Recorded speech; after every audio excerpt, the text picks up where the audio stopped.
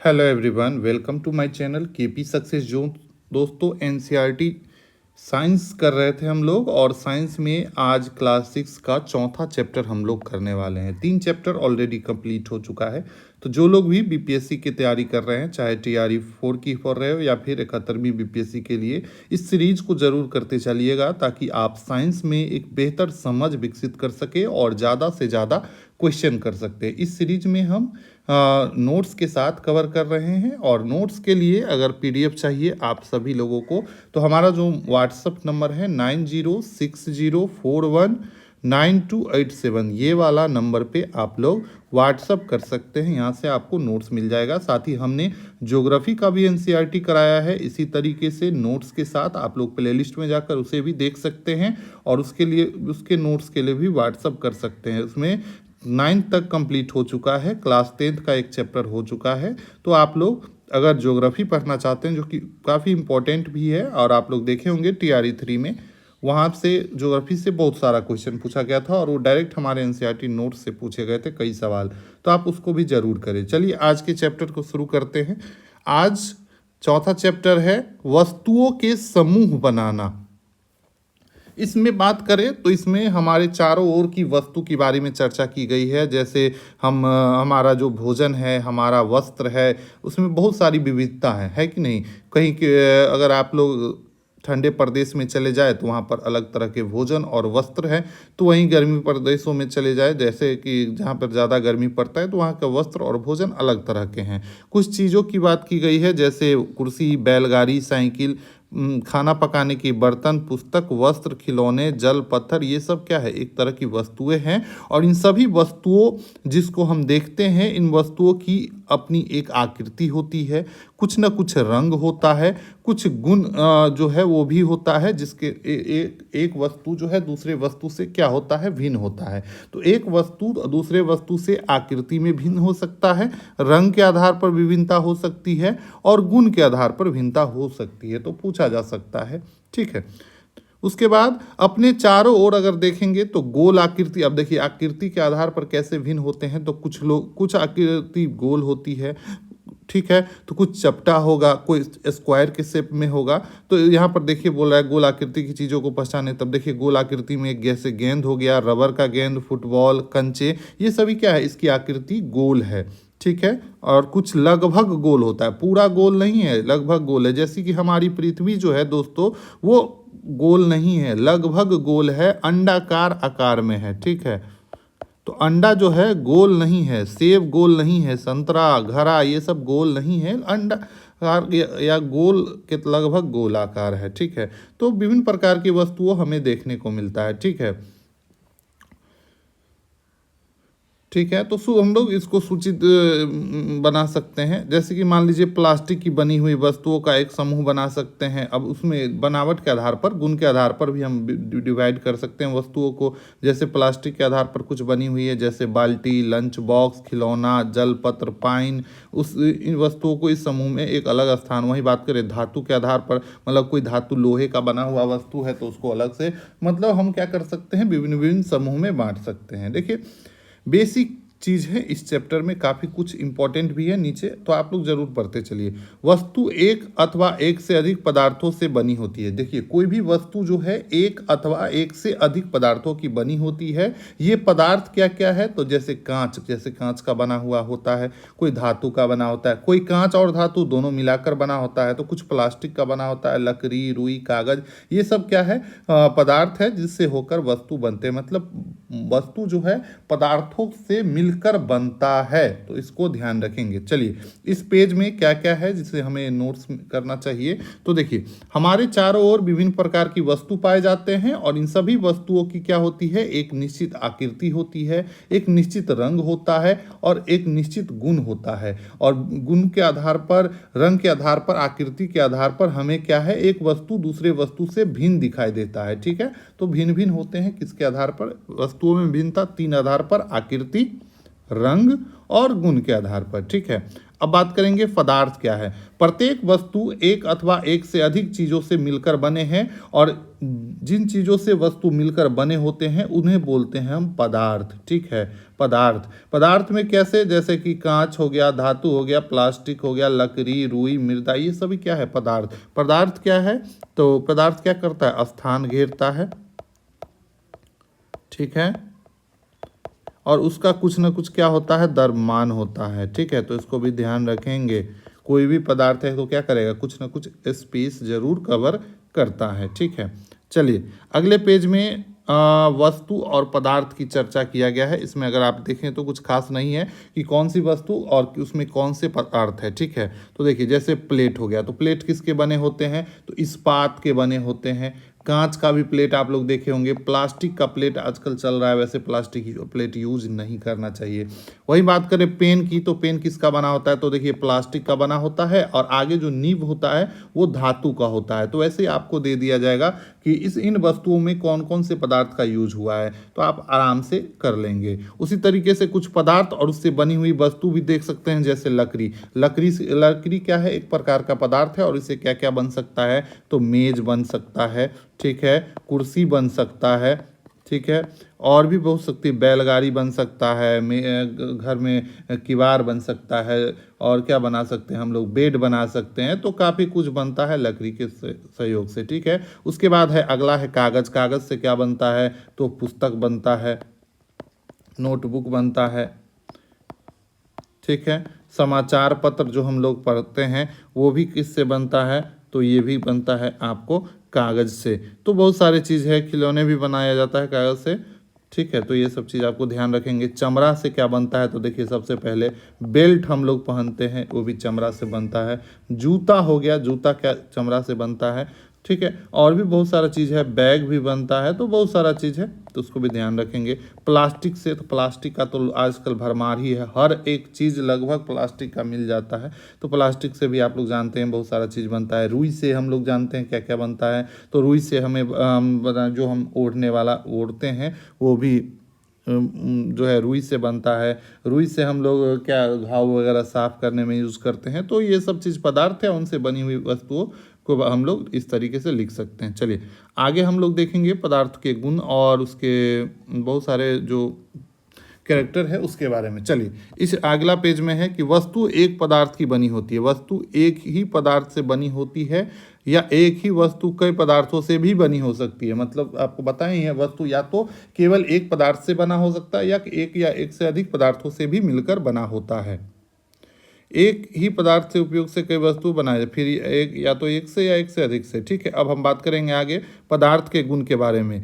तो अपने यह जानने का प्रयास किया है कि ग्लास कपड़े पर क्यों नहीं बनाया जाता, कि अब देखिए कपड़े का ग्लास क्यों नहीं बनाया जाता है, क्योंकि कपड़ा में वो गुण नहीं है जो कि पानी को रख सके। इसीलिए ग्लास जो है वो कपड़े का नहीं बनाया जाता, क्योंकि उसमें पानी डालेंगे वो बाहर निकल जाएगा। तो वो गुण नहीं है कपड़े में जिससे कि उसे ग्लास बनाया जा सकते।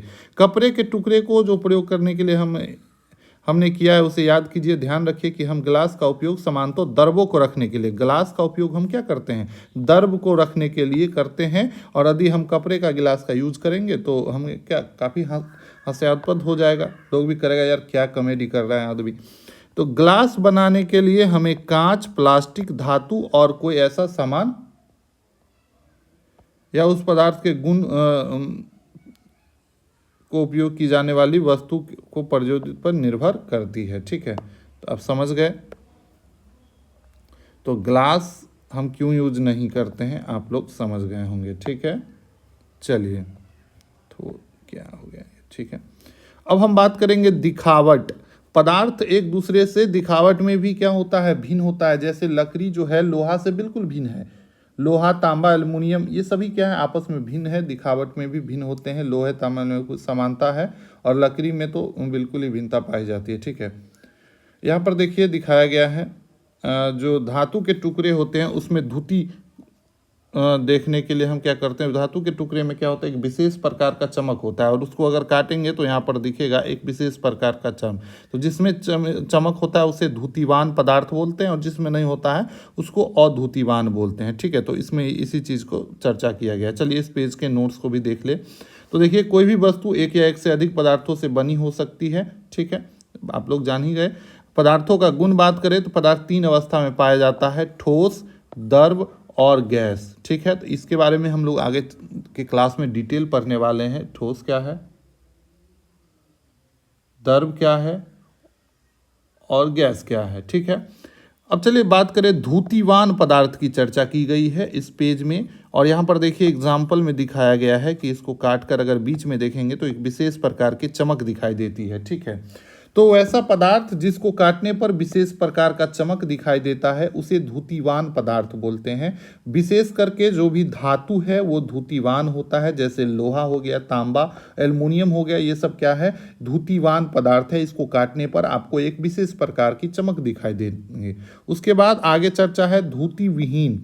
इसमें चमक नहीं होता है और ऐसा क्यों होता है, ऐसा वायु या नमी से अभिक्रिया करने के कारण इसमें क्या होता है, जंग जैसा लग जाता है और ये क्या होता है, धूति विहीन होता है। ठीक है, तो इसी की चर्चा की गई है। चलिए यहाँ देखते हैं, तो यह धूतिवान और ये धूति विहीन। धूतिवान या धूतिहीन पदार्थों की सूची बनाइए।